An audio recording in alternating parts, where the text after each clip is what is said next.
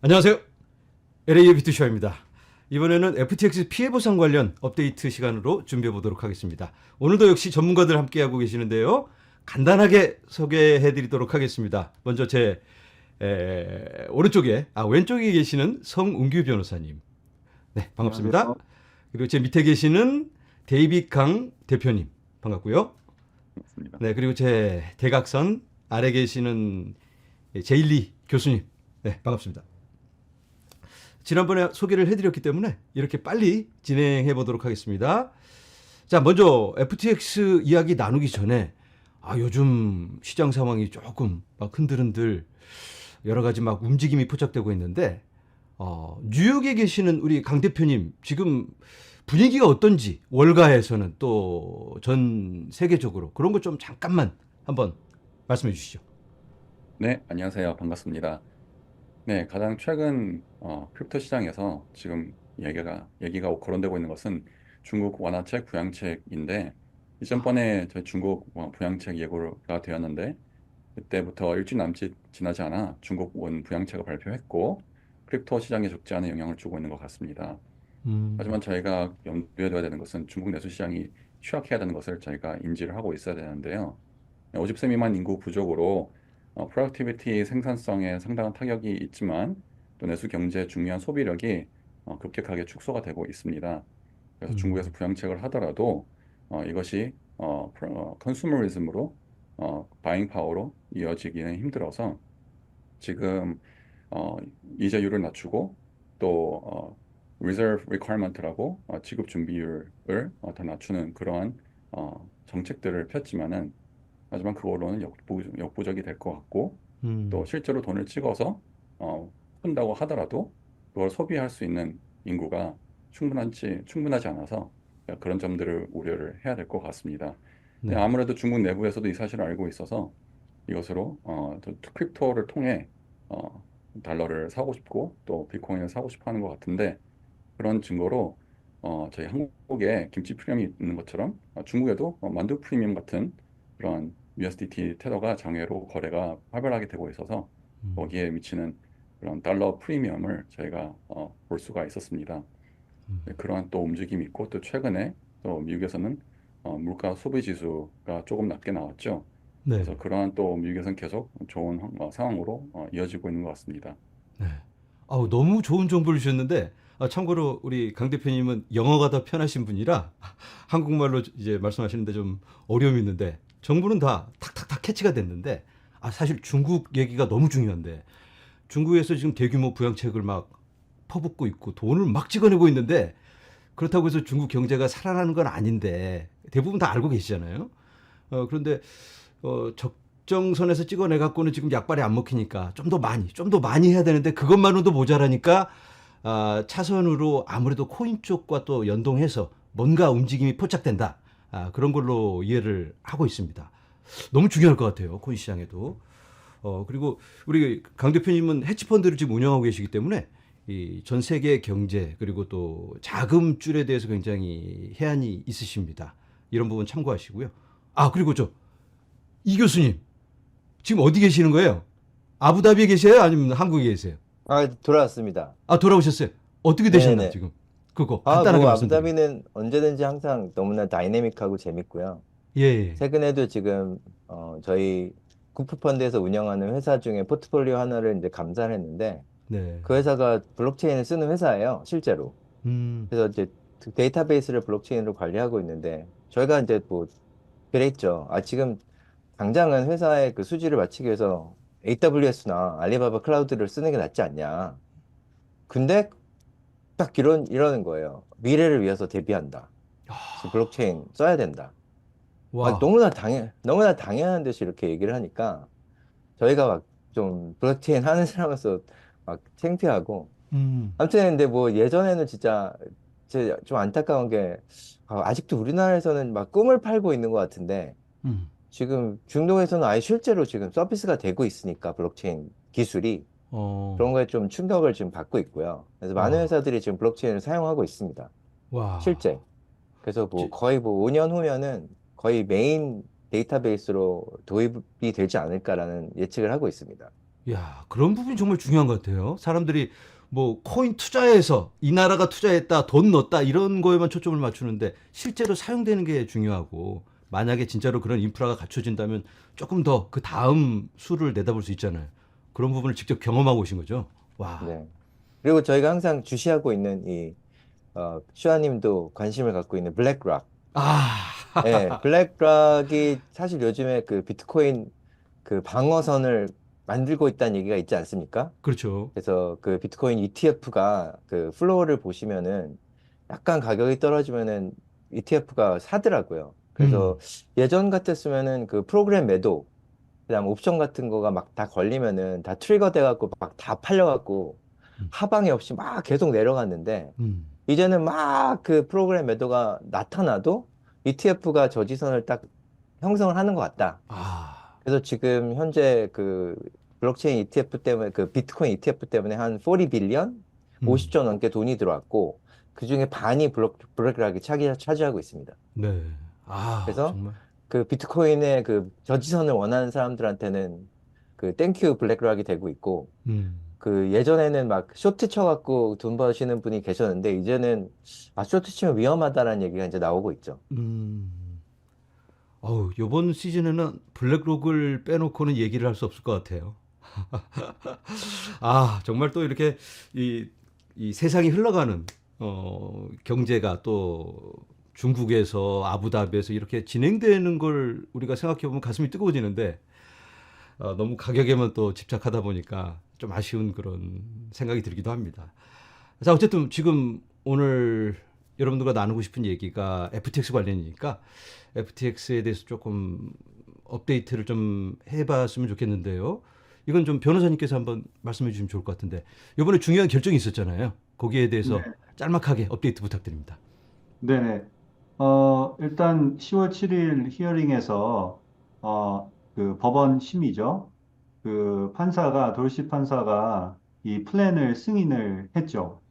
네, 호재인 거죠? 그래서, 네, 호재라고 뭐 볼 수 있을 것 같습니다. 근데 네. 또 이제 그 과정에서 objection이 많이 제기가 됐었는데, 음, 뭐 예를 들어서 크립토로 보상한다, 뭐 FTT 토큰을 인정하라, 언어와 정보의 장벽이 있었다, 뭐 이런 objection이 그냥 일거에 다 그 판사가 뭐 나는 오버를 한다 이렇게 바로바로 얘기를 해가지고 사람들이 야 이건 뭐 처음부터 승인을 하려고 왔냐 이런 아, 좀 분위기가 있었어요. 네. 네. 궁금하신 거 많으실 것 같은데 예. 비투시연님께서 좀 많은 독자들 대변해서 좀 물어주시면 제가 답을 하겠습니다. 네. 일단은 뭐 요번에 피해자분들이 투표하신 게 일단 찬성으로 올라가져서 그게 이제 승인이 됐다. 그대로 진행이 된다. 이렇게 이해하면 되는 거죠. 네, 맞습니다. 네네. 자, 그 한국에 계신 분들이 가장 궁금했던 게 원천 징수에 대한 문제였거든요. 그건 요번에 혹시 어떤 결정이 있었나요? 네, 그 세금 원천 징수 관련해서는 플랜 자체에 자기네들이 원천 징수를 이번에 안 하는 걸로 생각하고 있다라고 쓴 다음에 그 네네. 밑에다가 뭐라고 썼냐면 우리의 생각은 IRS와 다를 수 있다. 그러니까 미국 연방 세금청하고 다를 수 있다라는 말을 음, 썼는데 그 계획이 통과가 된 거기 때문에 여전히 알 수 없는 부분이 있습니다. 아, 약간의 그러니까 저희 침침함은 있지만, 네, 저희 이 기업 회생 계획이 그 법원이 만든 게 아니고 FTX가 올리고 법원이 승인을 하는 거기 때문에 거기는 아, 요거 그대로 승인이 되는데 거기에 보면 우리 FTX의 음, 생각은 요 IRS의 생각과 다를 수 있다라는 말이 적혀 있어요. 그래서 알 수 없는 것 같아요. 그래도 뭐 그대로 통째로 승인했으니까 아무래도 이제 그런 기대를 가져볼 수는 있겠죠. 뭐 특별히 제가 이런 말씀을 드리는 게 또 셀시우스 같은 경우는 따로 원천 징수가 없었거든요. 그래서 네네. 아마도 그러니까 FTX도 그렇게 되지 않을까라는 기대가 있는데. FTX 같은 경우에는 과거에는 그 원안에는 그게 있었고 네, 뒤로 가면서 그게 없어졌기 때문에 그런 네, 상상을 한번 해볼 수 있습니다. 근데 네. 또한 FTX가 규모가 너무 크기 때문에 음, IRS가 어떤 결정을 내릴지는 조금 지켜봐야 될 것 같습니다. 지금 진행되고 있는 게 이제 마지막 부분까지 가고 있는데 이제 제일 중요한 돈 받는 거, 그거가 남아 있고 그 돈을 받기 전에 완료해야 되는 부분이 있거든요. 지금 7단계 세금 관련 정보까지 다 넣으셨는데 피해자분들 중에 안 되는 분들이 많이 계시는 것 같아요. 중간중간에 투표를 안 하신 분들. 투표는 안 한 거는 상관없잖아요. 피해 보상하고는. 네네네. 그렇죠? 오케이. 투표를 안 한 거는 괜찮은데 KYC가 중요한데 네. KYC를 작년에 저한테 문의하셨을 때는 시간 많으니까 괜찮다. 피해 보상 받기 전까지만 하시면 된다라고 말씀을 드렸는데 이제는 시간이 별로 없거든요. 거의 끝까지 왔는데 지금도 KYC가 안 됐다면 이거 심각한 거죠. 보상을 못 받는다 이런 얘기가 있는데 그게 안 네, 되면. 그 부분에서 변동이 아직 없는 것 같습니다. 물론 이번 심의에서 보니까 너무 억울한 경우 같은 경우에 자기한테 얘기를 하라. 그럼 우리가 고쳐줄 수 있는 한 고쳐주겠다. 뭐 이런 얘기들이 좀 있었어요. 판사가 직접. 아, 근데 KYC 관련해서는 다른 얘기가 없었어요. 전혀 질문도 나오지 않았고요. 그래서 우리 그 한국 채권자들 중에서 KYC가 안 되신 분들은 좀 우리 비투시아님께서 좀 도와주셔서 좀 음, 모아서 법원에 편지를 써야 될 것 같습니다. 네, 우리는 지금 아예 KYC가 지금 제일 중요하거든요. 네, 채권을 변제받는 데는. 네, 이게 되지 않으면은 채권 받지 못하도록 돼 있어요. 플랜에. 예, 예, 예. 변제 못 받도록. 근데 그런 게 안 되신 분들이 많다면 그분들 리스트를 정리해서 법원에 음, 이분들이 어떤 사유에 의해서 KYC가 되지 않았는데 채권자인 것은 확인이 되니까 이 음. 절차를 진행시켜 달라고 어필을 해야 될 것 같습니다. 제가 이해하기로는 KYC가 예를 들어서 뭐 잘못된 서류를 제출했다. 그러면 이제 문제가 있어서 다시 제출한다든가 수정을 예, 예. 해서 뭐 철자가 네, 틀렸다든가 그러면 되는데 다 맞습니다. 제대로 제출을 했는데도 아무 답이 없는 경우가 있거든요. 그런 경우는 그냥 마냥 기다리고 있는 게 아니고 이제 그쪽 지원 센터에 연락을 해서 왜 안 됐냐 이렇게 시도를 조금 적극적으로 하면 해결이 되는 거잖아요. 그런 부분들을 네, 좀 합쳐서 같이 좀 진행을 하면 좋겠다라는 말씀으로 이해를 하고 네, 그런데 이제 아예 어려운 분들도 계세요. 어느 분은 아내분이 필리핀에서 오셨는데 필리핀 분이세요 국적이. 근데 그분은 그 TIN이라고 하는 그 세금 아이디 네, 네, 네, 한국에서는 이제 주민번호가 되겠죠. 네, 그게 없다 그러세요. 네, 필리핀 분인데 신청을 한 적도 없다. 음, 이런 경우는 그러면 제 생각으로는 이거 어려울 것 같은데 네. KYC가 안 되니까. 그래서 그분들이 만약에 KYC가 끝까지 못 한다면 빨리 지금이라도 신청해서 받으면 좋겠는데 지금도 그게 현실적으로 시간이 많이 걸려서 뭐 1년 안에는 어렵다. 그러면은 다른 차선으로 혹시 이걸 팔아버릴 수도 있을까요? 채권을?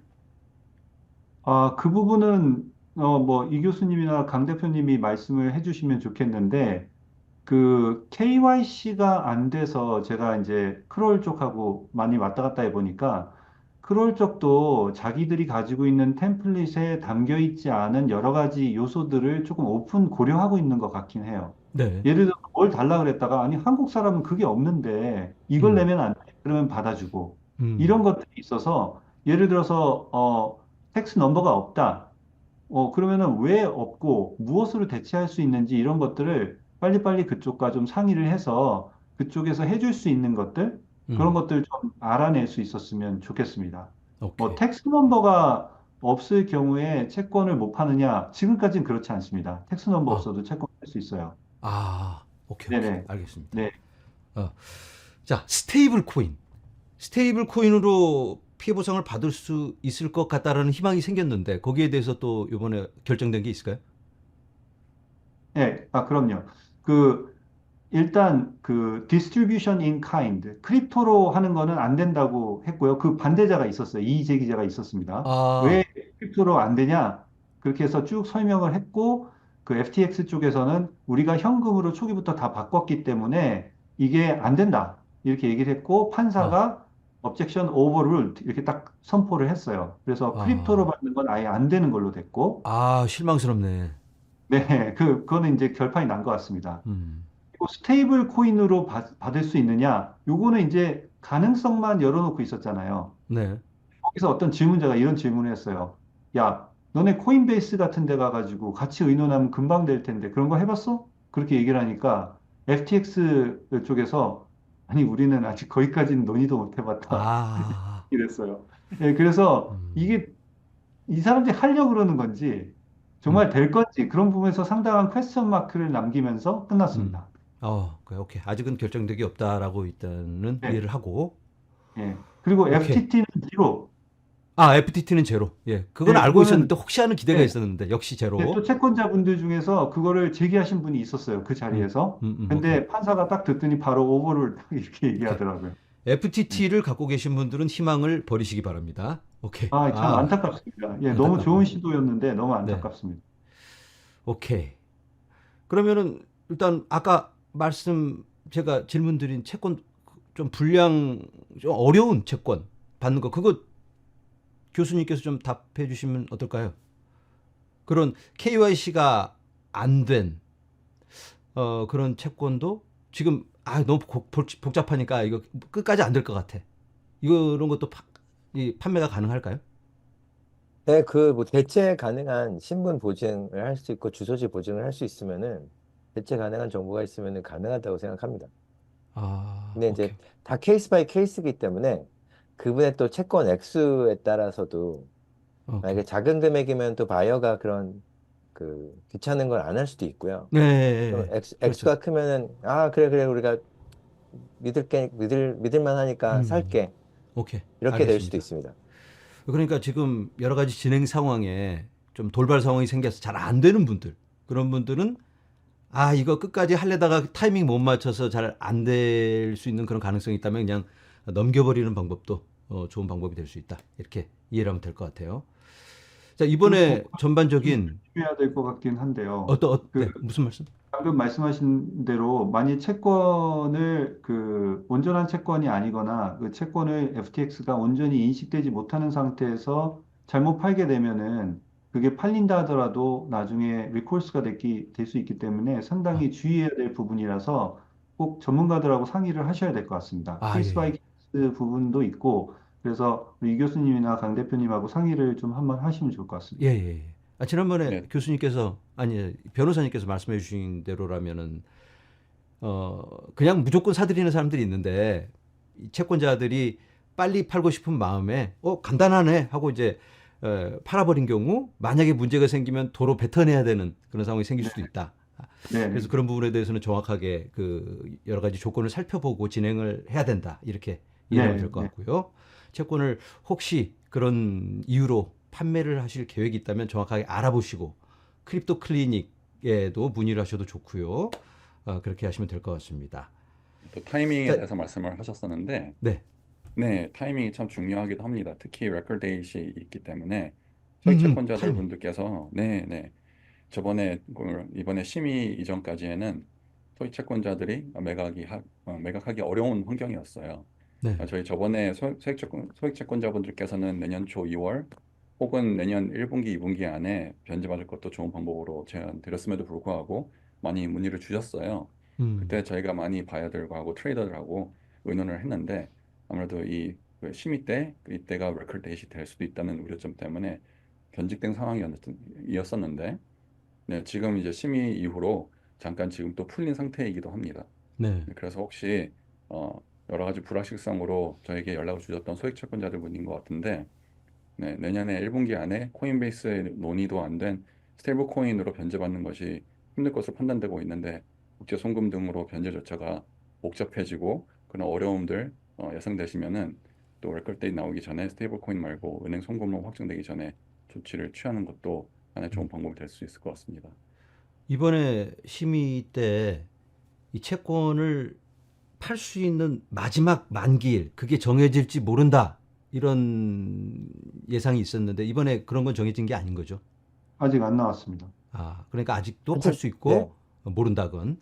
아직 안 오케이. 나왔지만 한 달 안에 나올 수 있는 가망성도 되게 높다고 저희가 판단하는 게 한 달 아, 안에 명의가 찍힐 수도 있거든요. 특히 그 간편 보상 클래스는. 간편 보상.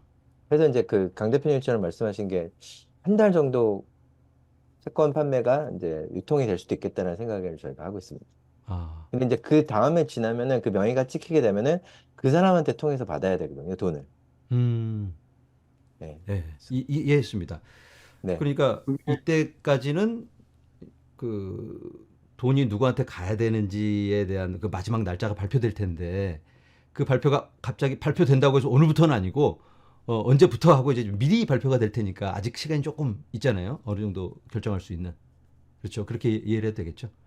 네, 오케이. 한 달 정도라고 그리고 생각합니다. 간편 보상 말고 5A, 5B는 또 다르지 않습니까, 교수님? 5A, 5B도 레코드 데이트가 언제 나올지 모르겠지만 사실 이제 5A, 5B는 요즘에 이제 분위기가 이제 안 좋아진 건 이제 많은 전문가들이 5년 걸릴 것 같다. 그 어. 변제가 완료되는 시점이 한 29년으로 예측하고 있거든요. 음. 간편 보상은 내년 1, 2분기 때 완료가 될 것 같고 5A, 5B는 5년 걸릴 것 같다니까 이제 그건 이제 그거에 많은 실망감이 있죠. 네. 음. 아니, 강 그래서 대표님이 그 아까 말씀하셨는데 간편 보상 클레임을 판매하시려는 분들도 계시다고 그래가지고 저는 이해가 안 되는데 조금만 네. 기다리면 되는데 그거 한두 달은 아니지만 내년 1, 4분기 정도면 뭐 한 서너 달이면 충분히 이제 보상을 100% 이상, 뭐 119% 이렇게 받게 되실 것 같은데 그걸 굳이 팔아야 되나 이런 생각이 드는데 실제로 그런 요청을 하신 분들이 계시다고요. 그렇죠. 더 네, 많습니다. 예. 7A, 7B가 더 많은데 저희가 판단하기는 그냥 뭐 그 급전이 필요하시거나 아니면 내년도에 또 그 체크나 수표나 그 국제 송금을 받는 거에 귀찮음을 미리 아, 그냥 털어내고 아, 지금 그냥 팔아서 연말에 그 트럼프가 될 경우 혹시 비트코인이 올라갈 수도 있으니까 그런 미리 이유로. 미리 크립토에 투자하고 아, 싶으신 게 아닌가라는 생각을 하고 있습니다. 오케이. 그런 이유라면 이해가 돼요. 그런 네. 이유라면 지금 조금이라도 빨리 사서 차라리 코인 가격이 오르는 게 더 낫다. 차라리 이거 뭐 몇 퍼센트 희생하더라도 그건 되는데 그게 아니라면 그냥 가지고 계신 게 낫잖아요. 그렇죠? 그게 저희도 아니라면. 많은 경우 그렇게 추천을 음, 드리고 있습니다. 네네. 네. 오케이. 그러니까 급하시지 않으면 음, 그냥 변제를 받으셔라. 오케이. 자, 이번에 결정된 심의 결과 채권자들한테 끼치는 영향, 실질적인 영향, 뭐 이런 것들에 대해서 좀 전반적인 주의해야 될 부분, 그거에 대해서 좀 말씀해 주시면 좋을 것 같은데. 교수님께서 좀 말씀해 주실까요? 네, 그래서 이번에 이제 그 심의가 통과됐으니까 많은 사람들이 많은 희망을 가졌지만 저희가 그냥 기대했던 대로고요. 음, 뭐 변제 시기도 아직 구체적으로 얘기 안 했기 때문에 많은 사람들이 그냥 불안해하고 있는 것 같고요. 더더욱이 이제 확신이 든 거는 5A, 5B 클래스는 레코드 데이트가 나오기 전에 그냥 채권을 파시는 게 저희는 유리하다고 항상 생각하고 있고 여러 가지 이유 때문에 뭐 원청 진수라든지 한국 세금이라든지 뭐 스테이블 코인을 안 주는 걸 대비한다든지 매크로를 생각하다든지 그 여러 가지 이유 때문에는 파는 게 좀 더 현명하다고 생각하고요. 네, 5년 뒤에는 뭐 비트코인이 20배 이상 간다라고 전문가들이 많이 얘기하고 있으니까 네. 그 5년 동안 이자율 받아봤자 9% 받아봤자 큰 이득은 안 될 것 같고 아, 차라리 그냥 가상화폐에 투자하는 게 이제 좋다고 생각하니까 많은 사람들이 팔고 싶어 하는 것 같습니다. 네네. 이번 심의 결과를 보고 제가 잠깐 한번 정리를 해보자면 일단은 기대했던 플랜이 통과가 돼서 진행은 척척 잘 되고 있다. 그리고 특별히 문제가 없는 분들은 그냥 기다리시기만 하면 되고 소액 채권 가지신 분들은 대략 1, 4분기 정도 예상이 되고요. 1, 4분기 정도 아마 보상을 119% 정도 받을 걸로 예상이 되고 그리고 아마도 현금 입금 국제 송금으로 아마 한국에 계신 분들은 받게 될 것 같고요. 만약에 진행하는데 좀 어려움이 있으신 분들 그런 분들은 빨리 이 보상 나오기 전에 FTX 측과 소통을 해서 문제가 있는 부분들을 해결을 해야 되고 KYC 같은 경우도 해결을 해야 된다. KYC가 마무리되지 않으면 제로 받는다. 제로. 하나도 못 받는다. 이걸 분명하게 이해를 하고 계셔야 된다. 이렇게 이해를 해볼 수 있을 것 같습니다. 그리고 소액 채권은 기다리시면 좋고 채권액이 5만 달러 이상이신 분들은 다른 선택이 있으니까 심각하게 고려해 보시고 본인에게 맞는 선택을 하시면 좋겠다. 이렇게 요약을 해볼 수 있을 것 같아요. 혹시 또 추가할 내용 있으신가요? 이 정도면 된 거죠? 이번에는 오케이. 알겠습니다. 오늘 전문가들 모시고 짤막하게 제가 진행을 하기 위해서 이렇게 마무리를 했는데 FTX 피해자분들은 이제 얼마 남지 않았으니까 조금만 인내심을 갖고 기다리시면 물론 뭐 본인이 투자하셨던 코인을 그대로 받는 건 아니지만 유의미한 보상을 받게 될 테니까 열심히 인내하시고 함께 기다려 보도록 하겠습니다. 오늘 긴 시간 함께 해주셔서 감사합니다. 여러분 안녕히 계십시오.